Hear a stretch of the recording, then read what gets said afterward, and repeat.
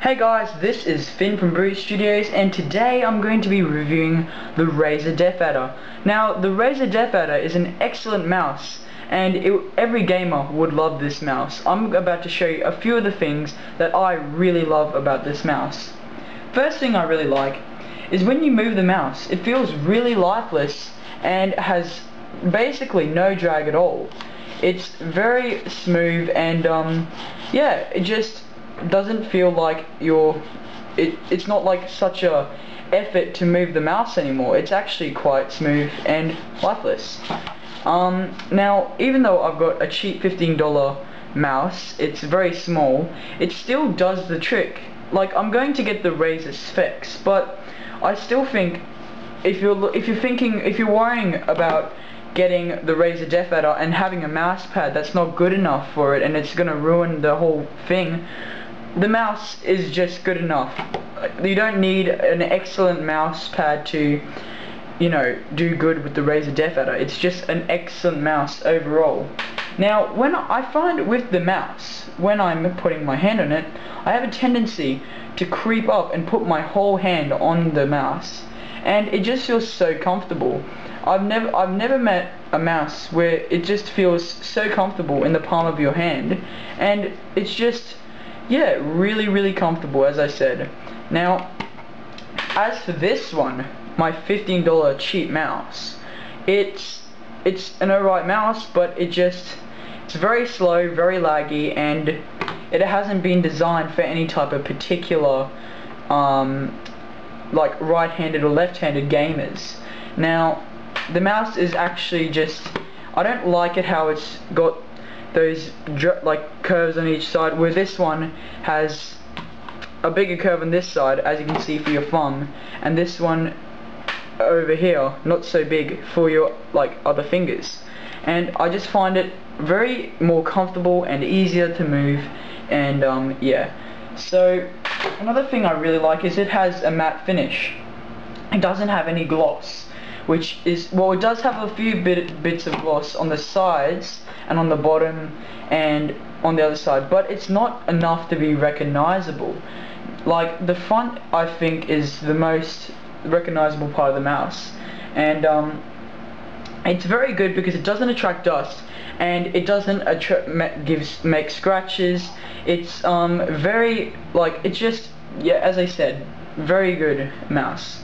Now, second thing is, a normal mouse usually has a rate of 125 Hertz, which is an alright like amount, but it's not any good amount for any gamer that is looking at playing, I don't know, Call of Duty, something like that. But with the Razer DeathAdder, it has 3500 DPI and has a response rate of up to 1 millisecond.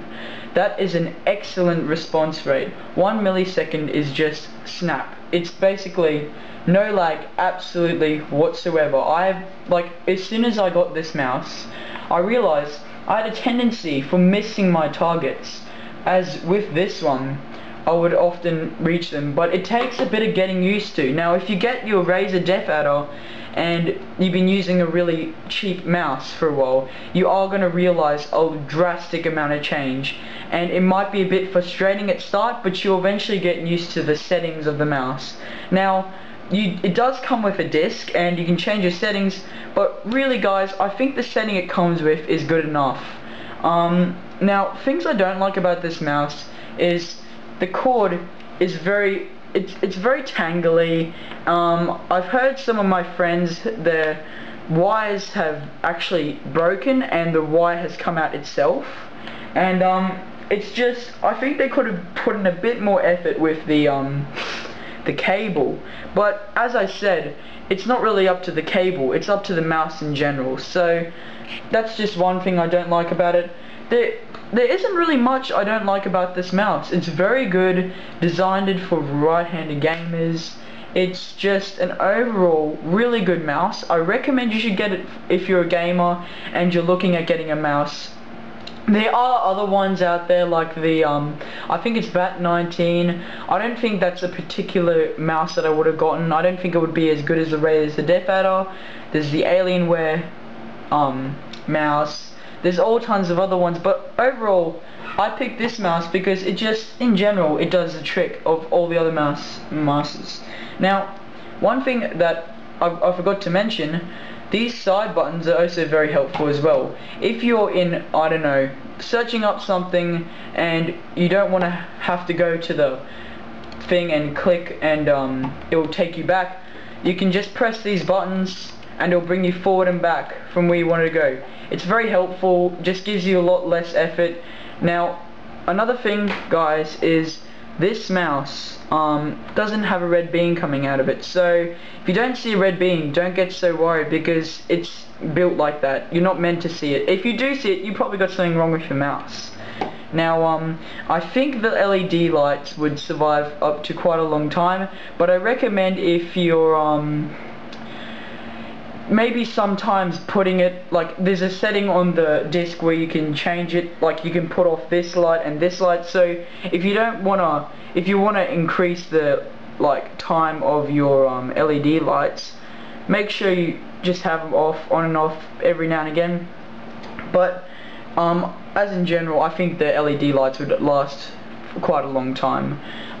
So guys, that's the Razer DeathAdder review. I hope you liked the video. I hoped I answered some of your questions, and I hoped I convinced you to go out and buy this fine mouse. Thank you guys for watching. I hope you have a nice day.